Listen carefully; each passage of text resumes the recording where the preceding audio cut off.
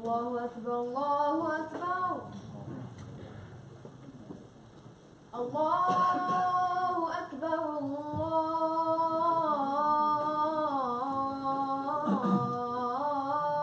الله أكبر أشهد أن لا إله إلا الله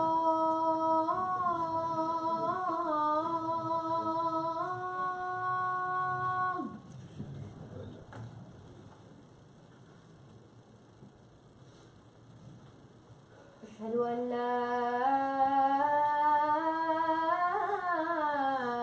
إله إلا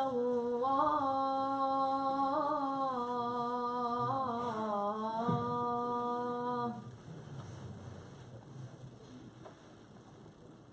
أشهد أن محمدا رسول الله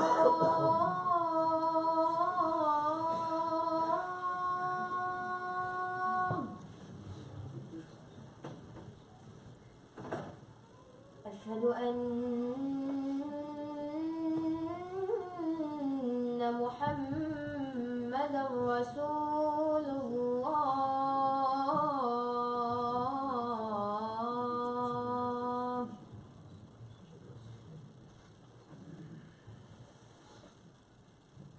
حي على الصلاة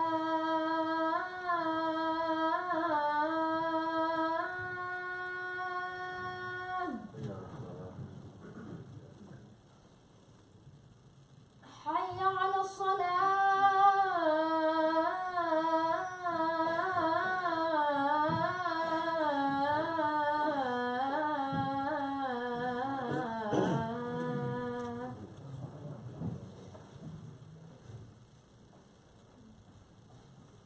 حي على الفلاح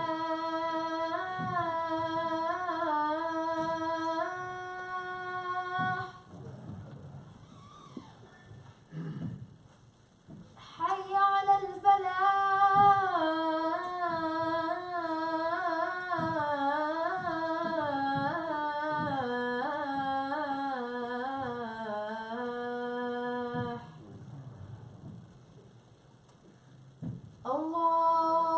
الله أكبر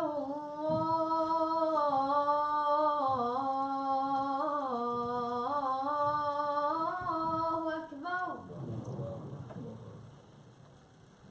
لا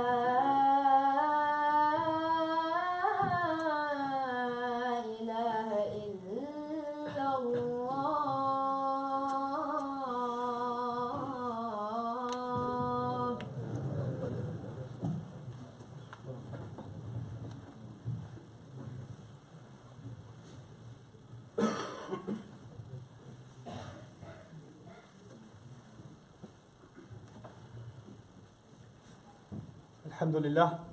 الحمد لله خالق الوجود من العدم وجاعل النور من الظلم ومخرج الصبر من الألم فملقي التوبة على الندم فنشكره على المصائب كما نشكره على النعم ونصلي على رسوله الأكرم بالشرف الأشم والنور الأتم والكتاب المحكم وكمال النبيين والخاتم سيد ولد آدم الذي بشر به عيسى بن مريم ودعا لبعثته إبراهيم عليه السلام حين كان يرفع قواعد بيت الله المحرم فصلى الله عليه وسلم وعلى أتباعه خير الأمم الذين بارك الله بهم كافة الناس العرب منهم والعجم فالحمد لله الذي لم يتخذ ولدا ولم يكن له شريك في الملك ولم يكن له ولي من الذل وكبره تكبيرا والحمد لله الذي أنزل على عبده الكتاب ولم يجعل له عوجا والحمد لله الذي نحمده ونستعينه ونستغفره ونؤمن به ونتوكل عليه ونعوذ بالله من شرور أنفسنا ومن سيئات أعمالنا من يهده الله فلا مضل له ومن يضلل فلا هادي له ونشهد أن لا إله إلا الله وحده لا شريك له ونشهد أن محمدا عبد الله ورسوله أرسله الله تعالى بالهدى ودين الحق ليظهره على الدين كله وكفى بالله شهيدا فصلى الله عليه وسلم تسليما كثيرا كثيرا ثم أما بعد فإن أصدق الحديث كتاب الله وخير الهدي هدي محمد صلى الله عليه وسلم وإن شر الأمور محدثاتها وإن كل محدثة بدعة وكل بدعة ضلالة وكل ضلالة في النار. يقول الله عز وجل في كتابه الكريم بعد أن أقول أعوذ بالله من الشيطان الرجيم إن الإنسان خلق هلوعا إذا مسه الشر جزوعا وإذا مسه الخير منوعا إلا المصلين الذين هم على صلاتهم دائمون. اللهم اجعلنا من المصلين الذين هم على صلاتهم دائمون. رب اشرح لي صدري ويسر لي أمري واحلل عقدة من لساني يفقهوا قولي. اللهم ثبتنا عند الموت بلا إله إلا الله. اللهم اجعلنا من الذين آمنوا وعملوا الصالحات وتواصوا بالحق وتواصوا بالصبر. آمين يا رب العالمين. Today's khutbah is about a few ayat that belong to Surah Al-Ma'arij. And in my attempt to introduce these ayat to you, I'll share something with you in general and then come to these ayat. Allah Azza wa Jal created the human being, and He didn't just create us like a machine. He created a lot of very intricate systems that all of us need to function. Our hearing has its own function, its own system. Our seeing works its own way. Our minds work its own way. Every part of our body has an entire mechanism behind it. And part of that creation that Allah Azza wa Jal made is He made the human body react to things. Of course, if you're eating unhealthy food, your body's going to react a certain way. If you're in an extreme temperature, your body's going to react by sweating or becoming uncomfortable. If something pokes you or stabs you or bleeds you, you're going to have a knee-jerk reaction. You're going to immediately feel it. You're going to sense something. So Allah Azza wa Jal created this body with a sense of reaction. And that's part of the nature that Allah Azza wa Jal created us with. It's a mercy of Allah that He did that, because if we were in pain and we didn't know, then we could even die and not realize that we're bleeding to death or we're drowning or something like that. So these sensations of discomfort that we have that make our bodies react, even the sensation of hunger that makes us react to eat food, or thirst that makes us react to drink, these are sensations Allah put inside of us for our own betterment. But there's another dimension to our creation. Of course, Allah created our bodies. He created our cells, He created our skin and our bones and the blood that flows inside it. All of these things Allah created materially, physically. But there's another dimension to our creation, which is our thoughts and our emotions and what goes on in our hearts and our minds. And Allah Azza wa Jal created that too. The feelings that you have, whether they be anger, they be sadness, they be fear, the thoughts that you have, the analysis that you do, the projections that you make and I make. All of those things are also actually something Allah Azza wa Jal created and empowered us with, just like our physical bodies. And sometimes in the Quran, Allah will talk about the physical creation of the human being. And other times, Allah will talk about how He made us as our personalities. What machinery did He put inside of our personalities, in our hearts and our minds, that we function a certain way. And of course, this is the study in modern times. Many would categorize this as the study of human psychology, right? How humans behave, how humans think, how humans feel, how they respond to certain situations, how they can navigate through their feelings and emotions and get better, etc., etc. But in these ayat, Allah Azza wa Jalla actually describes one dimension of human psychology and the way we were made. And that's really what this khutbah is about. But before I get to that, one last introductory thing, and that is that Allah Azza wa Jalla, before these ayat that I want to share with you, He described Judgment Day. And He described a very strange scene on Judgment Day, similar to which has been described in only one other place. But this place in particular, Allah says, يَوَدُّ الْمُجْرِمُ لَوْ يَفْتَدِي مِنْ عَذَابِ يَوْمِئِذٍ بِبَنِيهِ وَصَاحِبَتِهِ وَأَخِيهِ وَفَصِيلَتِهِ الَّتِي تُؤْوِيهِ وَمَنْ فِي الْأَرْضِ جَمِيعًا ثُمَّ يُنْجِيهِ. That the criminal on Judgment Day is going to hope or wish for the notion that he may be able to give his own child or his children as ransom, as pay, for him not to be thrown into hell. And then he'll hope that he can offer his own spouse, or he can offer his brother, or he can offer his extended family, the one that gave him protection and took care of him his entire time, the ones who guarded him, he'd rather throw them and get them thrown into hell for him to be saved. And then Allah says, and there will be people on that day that will be so shocked by what's coming, they'll say, وَمَنْ فِي الْأَرْضِ جَمِيعًا ثُمَّ يُنْجِيهِ. Take everyone on the earth, let them go to hell, just let me go. That's what they're going to say. So this is describing an extremely reactionary response to the shock of Judgment Day. And from there, Allah immediately transitions to the ayat I want to share with you. And those are, إِنَّ الْإِنسَانَ خُلِقَ هَلُوعًا. The human being, no doubt about it, has been created reactionary. The human being was created, and I'm roughly translating halur as reactionary. Human beings, when something happens to them, immediately they just want the problem to go away. Or if something good happens to us, we immediately respond in ways that may not even be appropriate. We overreact, and we're quick to react.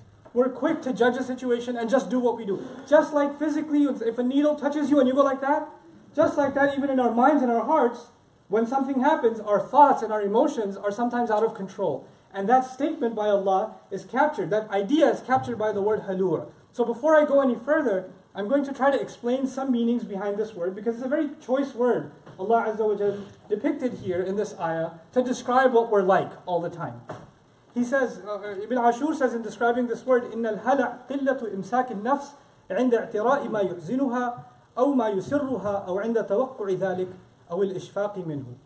What he means by all of that in simple English is, it's the tendency of people to not be able to hold themselves back. Very little are they able to hold themselves back. When something that bothers you, depresses you, makes you sad, makes you angry, upsets you, something negative happens, you're not able to control your reaction to that. Or your ability to withhold it is very, very little. Somebody said something absurd to you, something offensive to you. You're sitting in a gathering and you're like, how could you say that? And there's a tendency, at the very least, your face changes, at the very least. For some people, they'll explode right then and there and say, shut up! What'd you say? And they'll become like that. Other people will say, you could say that now, but watch what I say about you online. And or whatever. They'll have reactions, right? And they're not able to withhold that reaction. Maybe they can, it's like that kettle that's boiling, and the lid is on, but it's going to blow eventually. Right? So your ability to withhold it becomes little by little, little and little and little. And similarly, when something good happens to you, or something you were expecting, you're not able to withhold your reaction of joy, maybe your reaction to party, your reaction to over-celebrate, etc. And so he's saying that we become reactionary at the first onset of good or bad news, and we have very little control over that. We have very little brakes on it. And that's Allah's commentary, first and foremost, about this attitude of halur. He also adds that Allah used the word khuliqa, the human being has been created this way. As if Allah programmed us this way. Like we're made to be this way. And that's an interesting thing to say. خُلِقَ كِنَايَةً عَنْ تَمَكُّنِ ذَلِكَ الْخُلُقْ مِنْهُ وَغَلَبَتُهُ عَلَى النَّفْسِ. Meaning Allah said, no doubt you were made this way to demonstrate that is actually your natural state. Like if you don't work on it, you're going to be reactionary. Like you're not able to withstand and be patient and be, to not let things get to you. You're not like that naturally. You're actually reactionary naturally. I mean, think about children. When something bothers them, they're not like, I should sit and have sabr. They start crying right away. Or they throw a tantrum right away. Naturally, as children grow, then they have to develop that skill of reacting in a way that's more controlled, right? To withhold. But that's not something that occurs to us naturally. Allah is describing that our predisposed state is actually of being very impatient and being very reactionary. Now, let me compare that a little bit with, the physical body. Our physical body is also very reactionary. It's also, in a sense, very weak. But there are people, like, people that are in the martial arts, for example, or boxing, or whatever else. As they train, their resistance for pain and their resistance for, otherwise uncomfortable situations goes up. They're able to withstand more than a normal person can. The human body is capable of some incredible things, to withstand some incredible endurance, if it is put under regular training. You can't go to the gym one time and then take a punch in the gut. You can't do it. You've got to be at it for a long time and build that resistance and strength, and then you're able to withstand otherwise something that will knock you out. Otherwise you wouldn't be able to take it. And it's actually the same formula that Allah made for the physical body.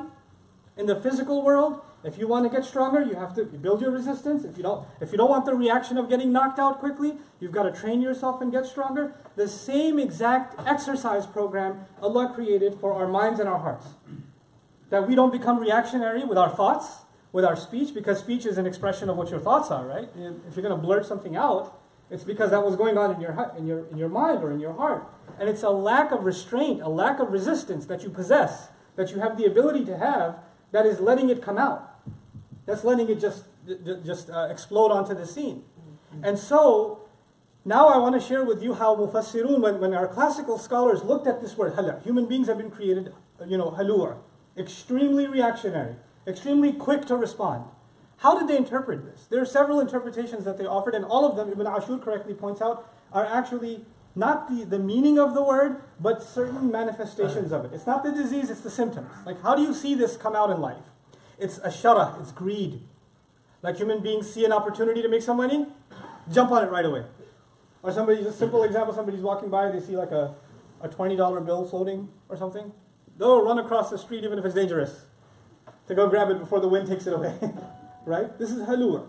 Similarly, ad-dajjal, irritability. This is an important one, especially for younger people. To get easily agitated. Like kids sitting in the back seat of a car. Could you tell her to stop? She's still staring at me. Ugh! You get annoyed so quickly. You get agitated and angry so quickly. What people say, some people will literally come and tell me, you know, that person's face bothers me. I can't stand it. I don't want to come here. Like that easily you get agitated by the presence of someone, by the voice of someone, by the words of someone. Sometimes people in your own family, you just hear one word, they say Salam alaikum, like, oh God, you again. They just said Salam, man, chill out. They didn't say anything else. But you become easily irritated by anything they have to say. Like, you know, young people, they'll come home from college or high school or whatever. Mom says, how was your day? Mom, could you please just stop, okay? I had a long day. I don't want to get into it with you. All she said was, how was your day? Why are you doing that?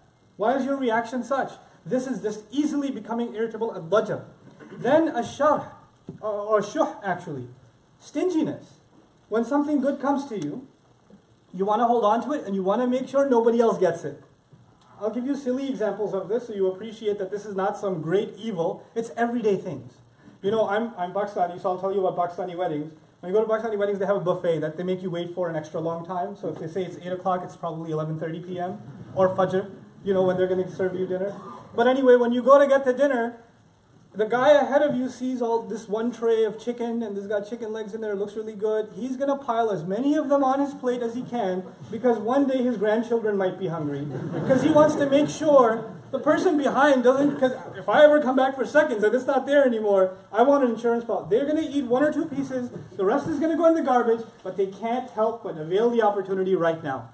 They want all of it right now. Children have it. Kids will have their toys. You buy them toys after toys after toys. Your house looks like Toys R Us. When you go inside, you can't step on, not step on the floor, but step on a toy. And they don't play with any of them. They don't play with none of them. But if some other kid comes to your house and touches one of those toys, what does your child do? That's mine. Hey, that's my favorite toy. And then they start playing with it like they just got it. And when that kid leaves the house, they're like, chuck it again. Like, I don't care. This is shuh. Meaning we're reactionary. What we want to make sure what we have stays ours, and nobody else gets it. And if we have an opportunity to grab something, we just grab it, and nobody ever get their hands on it because I might miss out on something. Whether you have something with you or not, that's the attitude. And then of course comes al-ju'. Some Mufassirun described halua as ja'i', like extremely hungry, extremely like starving for things all the time. Like even if you're not hungry, you feel like you want more. Even if you're not in need of money, you want more money. You're constantly, gravitating towards more and more and more. And finally, al-jubn, which is my favorite, is that human beings become cowardly. When bad things happen, when tough times happen, you buckle, you crumble. You say, forget it, life's over. You know what? I just got laid off from my job. I'm just going to be homeless now. What can I do? I'm done. It's finished. I'm just going to sit over here and nothing. And you just become depressed and allow the world to just crush you, and you feel like there's no hope. No matter what you do, things are only going to get worse and worse and worse, and you just buckle under pressure. And these are the symptoms of being halua. إِنَّ الْإِنسَانَ خُلِقَ هَلُوعًا. Allah Azza wa Jal takes 2 of those symptoms and then describes them. There are many symptoms, but He describes 2 salient ones in the next 2 ayat. He says, إِذَا مَسَّهُ الشَّرُّ جَزُوعًا وَإِذَا مَسَّهُ الْخَيْرُ مَنُوعًا. He says when bad stuff happens to him, when harm touches him in any way, when some discomfort comes your way, comes my way, then we become jazu'. Jazu' ضد الصبر, ضد الصابر, أو صبور. You become completely impatient. You lose it. Whether you lose it by way of anger, by way of crying, by way of buckling, by way of losing hope entirely, by way of using foul language, you can have your own reactions. All of them will come under this one word, jazu'. Some people will, face a bad situation, and as a result of it, they'll say, you know what, forget it, I don't want to pray anymore. That's it, I'm done. Or you know what, I have never had a drink in my life, but my life is so messed up right now, I'm just going to go to a bar, I'm going to have a drink. Forget it, who cares anyway? Life stinks anyway. I've even heard people say things like, the more I pray, the harder my life gets, so forget it. It's not like it's getting any better. You know, people will turn to drugs, alcohol, sin. People will turn to all kinds of things to deal with a problem. And then they'll say, you know what, I was going through a hard time, that's why I did it. I was just on a rough time in my life, and that's why, you know, I did this, that, and the other. That's not I had my reasons. I broke down. And Allah actually acknowledges that human beings have that tendency. He's actually not criticizing it yet. He's not criticizing that yet. He's saying human beings are weak. They are reactionary. And when bad things happen, they do buckle. They're not able to withhold. If they were good all this time, eventually they just break. And then they do things that they would otherwise never have done. They become jazur. And the other extreme tendency is وَإِذَا مَسَّهُ الْخَيْرُ مَنُوعًا. And when good things come their way, when some good touches them, they make sure nobody else gets it. They make sure that they can hold on to it, and they prevent others from getting anywhere near that good. وَإِذَا مَسَّهُ الْخَيْرُ مَنُوعًا. And that I've seen this in the most extreme ways. Like you have people that have they went through med school, they became doctors, and they're established in their careers. They've got senior positions at the hospital or whatever, and they see some new kid come, and he's just in his residency. He's just a new kid. And they're giving him a hard time and insecure about that kid. What is his success going to change about your career? He's not there to take your job. Relax. But nope, can't see anybody else come up. Because when khair comes, I want it all to myself. I don't want to see anybody else come up. I can't stand that. إِذَا مَسَّهُ الْخَيْرُ مَنُوعًا. These are the extremes that we can go down.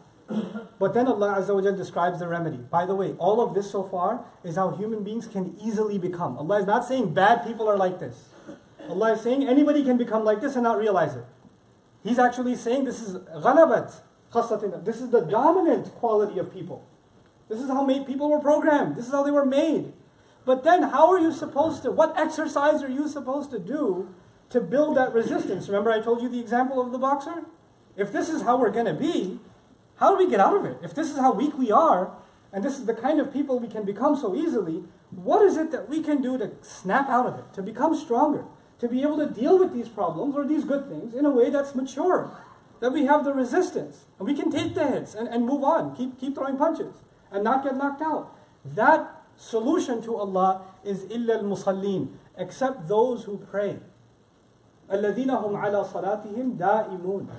Those who in their prayers are consistent and constant. Remember I told you exercise needs to be consistent before you build resistance. This thing that we do, this prayer that we do, it's actually a way of making us stronger people. But still, you're like, okay, I make wudu and I stand there and I recite some words and I do this cardiovascular exercise. How is this making me handle my problems? Well, I don't see the connection. How is this supposed to help that? If you recognize, and I recognize what prayer actually is. First and foremost, salah is a connection directly to Allah. But more importantly, when you're standing in prayer, you're standing directly in front of Allah. And when you're in a meeting, like if you're in a meeting with your boss, and in the room, there's only you and your boss, nobody else. At that, and this is like one of those, like a job interview, for example, right? And you're about to get that job. Or you got a chance to meet the president of the university. Some big deal. And you're alone in a meeting with this important person, this VIP. Is that the time that you are going to be thinking about anything else? Is that the time you'll be distracted by any other concern? The only thing on your mind will be, I better not mess this up. This overrides, and for now, whether my mother is texting me, whether there's news breaking out on the phone, whether your phone goes, dee, dee, no, nothing. It's on airplane mode, it's gone, because right now I'm in an interview. Right now nothing else exists. Everything became less of a priority. Everything's priority became minimized because clearly to you this is far more important. You and I are standing in front of Allah. And we're actually simulating, please pay attention to this part, we're simulating when we are going to be standing in front of Allah on Judgment Day. That's what we're doing. We're standing in front of Allah humbly, and we're standing and reciting only what He wants us to recite. No words of our own, none of our own choice. We're doing exactly what He wants to do, absolute submission. Every movement is submitted to His order. That's exactly what we're going to do in every movement of the prayer. What are we simulating? The absolute submission to Allah on Judgment Day. Now you think about that. when I am going through whatever problem I'm going through, you're going through whatever problem you're going through, and we're tending to be reactionary, and then Dhuhr time comes, and we say Allahu Akbar, and all of a sudden we're on Judgment Day. Are these problems that big anymore? Are these problems really the ones that need such a reaction anymore? Or they become all of a sudden insignificant? Their size diminishes because you're in a much more powerful meeting. It's the consciousness of prayer. It's being aware of what exactly salat is. What is it that we're doing when we're standing in front of Allah? We're putting things in proper perspective. No matter what calamity we're going through in life, it can't be bigger. It can't be something that our master can't solve. And you've got a one-on-one meeting with him. And you take it before him and you become optimistic. And maybe the first time you did it, your problem didn't get solved. The second time you did it, you didn't get solved. And you get to say, I keep praying, but my problem's not going away. How do you not want me to react? And by the way, some reaction is natural. I told you before, Yaqub alayhi salam reacted. He cried. For many, many years, he cried.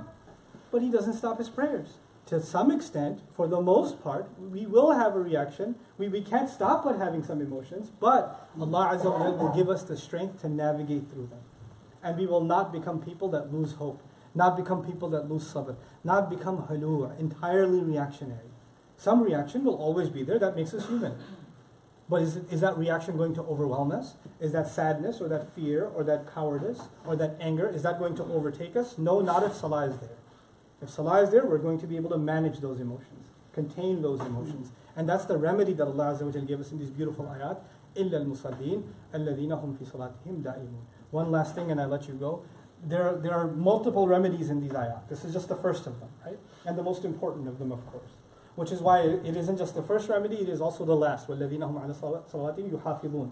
It's at the end as well. That is the key remedy, to guard your prayers. But I'll mention one more remedy, the second one. He says, وَالَّذِينَ فِي أَمْوَالِهِمْ حَقٌّ لِلسَّائِلِ وَالْمَحْرُومِ حَقٌّ مَعْلُومٌ لِلسَّائِلِ وَالْمَحْرُومِ. He says in their money, there's a piece that is dedicated, for a known piece that is dedicated, a right for those who ask, and those who are in need, and those who are deprived. In other words, you and I are going through whatever calamity, or you and I are having really good time. Never do we forget there are people in much worse situations. People are having a much more difficult time. And by giving to them, and by thinking of them, it actually helps you diminish, well, you know what, I don't have it that bad. I don't have it so bad. At least I'm still able to help someone else. And look at their circumstance and compare it to mine, I'm actually living a pretty luxurious life. I have it pretty good. It puts things in perspective, and it builds your resistance to your problems. Understand, whenever something bad happens to you and me, there are people that much worse is happening to. And that in itself makes you and me grateful that, Ya Allah, you did not give me a much bigger test that you've given some other people. You've given me a much lesser test. May Allah Azza wa Jal make us of those that are not reactionary in a way that doesn't please Him.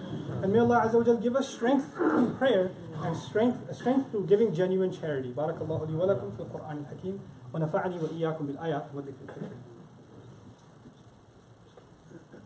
Alhamdulillah wa kafa wa salatu wa salamu ala ibadihi alladhina istafa khususan ala afdalihim wa khatam al-nabiyyin Muhammadin al-amin wa ala alihi wa sahbihi ajma'in. يقول الله عز وجل في كتابه الكريم بعد أن أقول أعوذ بالله من الشيطان الرجيم إن الله وملائكته يصلون على النبي يا أيها الذين آمنوا صلوا عليه وسلموا تسليما اللهم صل على محمد وعلى آل محمد كما صليت على إبراهيم وعلى آل إبراهيم في العالمين إنك حميد مجيد اللهم بارك على محمد وعلى آل محمد كما باركت على إبراهيم وعلى آل إبراهيم في العالمين إنك حميد مجيد عباد الله رحمكم الله اتقوا الله إن الله يأمر بالعدل والإحسان وإيتاء ذي القربى وينهى عن الفحشاء والمنكر ولذكر الله أكبر والله يعلم ما تصنعون أقم الصلاة إن الصلاة كانت على المؤمنين كتابا موقوتا